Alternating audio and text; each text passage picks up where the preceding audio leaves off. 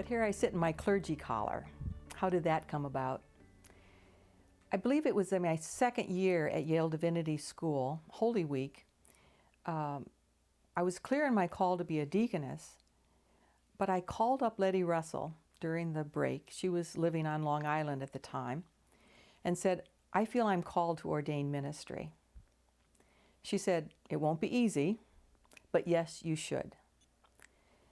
Women ordained anywhere were small in numbers. She said, we need some ordained women inside the club to change the club. I sought Burton's counsel, and he gave full affirmation then and to this day. I sought the counsel of my deaconess community as well, and they said, if women can now be ordained, some of them should come from the diaconate. Yes, affirmation, but of course not from the Missouri Synod. We did not leave the Missouri Synod right away, but I remember one day walking down the hall at Yale and really realizing that almost everything I was doing in my life was something that the Missouri Synod didn't want me to be doing.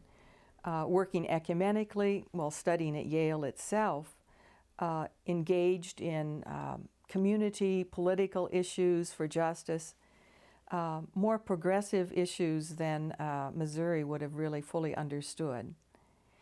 It wasn't so much that, well, it was who I was becoming was no longer what Missouri thought a woman should be.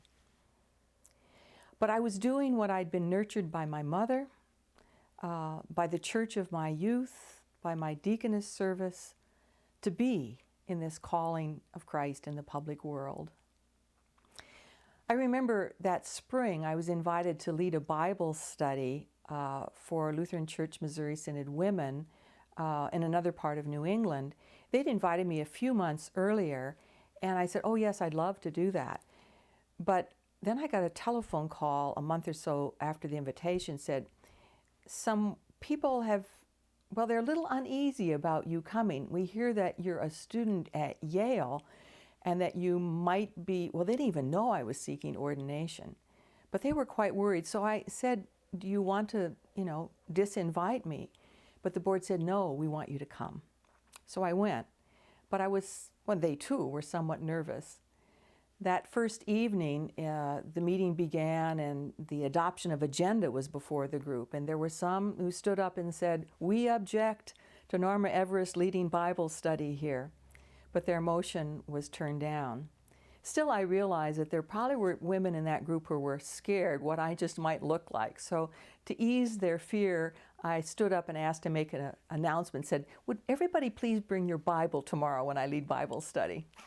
And that seemed to, they didn't think I was all that scary. Still, the next day, some women did walk out, but the others were fully engaged in Bible study. I would seek ordination, but well, in what church body? I was on the board of directors of Concordia Seminary in Exile, which was now associated with the Association of Evangelical Lutheran Churches in Mission. And I was in New England, where the Lutheran Church in America is large. The ALC had only about 14 churches in 6 states. But an ALC deaconess had invited me to stop by Wartburg Seminary on our yearly trip back to visit Mother in Iowa, and so we did. And I became affiliated with Wartburg for certification for ordination. We would stop by once a year.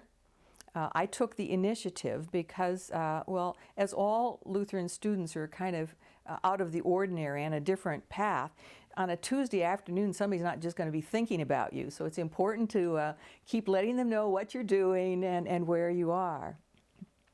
I sent them a sample sermon, and one summer day, when I said I was going to stop by and check in with them, 3 faculty invited me into the faculty lounge, and I noticed that they were starting to ask some serious questions, and I thought, maybe this is an important interview.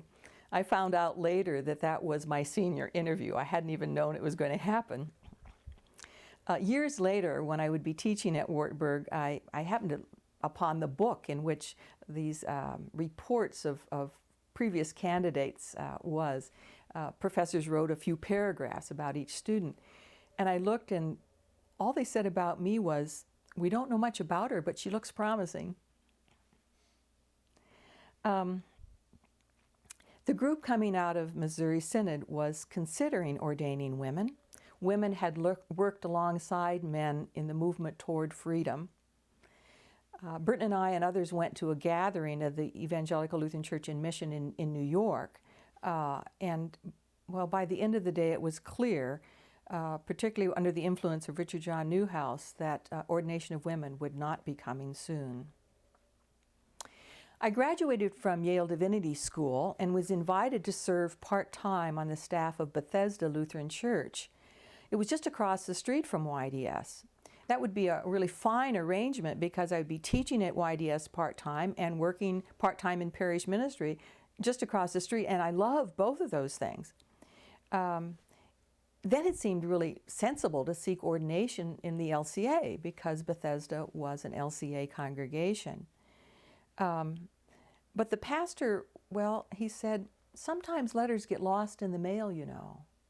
I should have caught on then that they wasn't really too keen on the idea.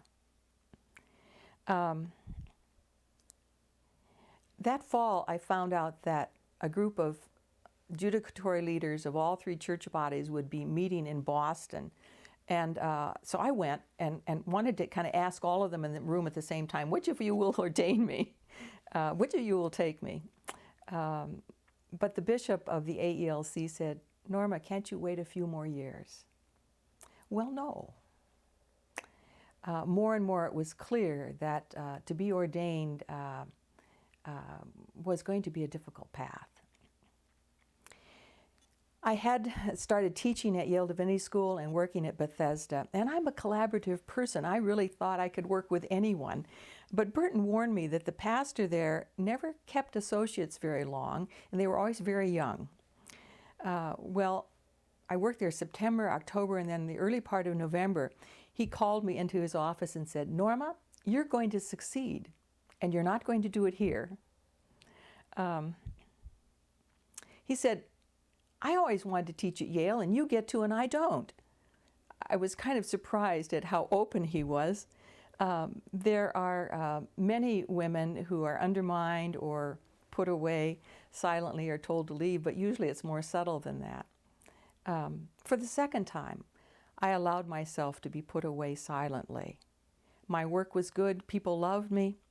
I could have, maybe I should have gone to the church council and said, why? Why am I leaving? But I guess I thought it wouldn't do any good, or perhaps that I shouldn't speak up. So I just left quietly. I should have spoken up because later that spring when I found a job serving at a Methodist church, I found out that he had told the congregation, she left to get a better paying job elsewhere. After being interviewed by Wartburg Seminary and recommended for ordination, they suggested that I go back to the AELC, but the AELC had said, wait a few years. Wartburg also suggested that I try the LCA because I was in New England, but as you can see, the LCA congregation wasn't working out very well.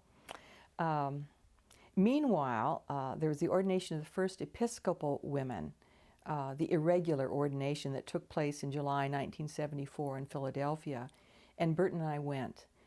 There we were in solidarity with those women who were also struggling for ordination. I heard from an ALC pastor up in the Boston area about a man named Roger Field who worked with hopeless cases. Actually, his position was called the Office of Support to Ministries. And so I did contact him, and he said he'd be coming out east. And so Burton and he and I met at Grand Central Station on a very cold December evening and had dinner and talked together. But how would I tell him that I was just going to be let go from Bethesda? Actually, I told him that, and it didn't seem to faze him. He said, well, that might be easier to work with the ALC.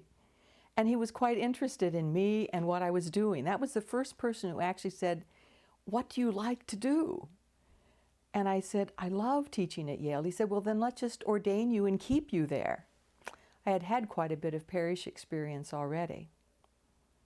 So I would eventually have a call from the ALC Church Council to specialize ministry to teach at Yale Divinity School. But even then, it would take from that December through to September of the next year, because there were more barriers and more barriers within the ALC itself.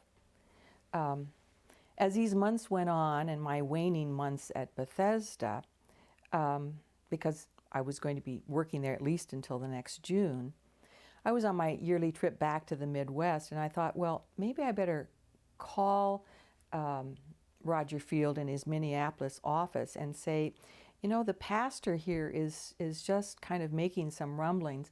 I called him and he said, oh, I'm glad you called, because the pastor is trying to stop your ordination. But he said, I told him they have no business stopping an ordination that the ALC wants to carry forward.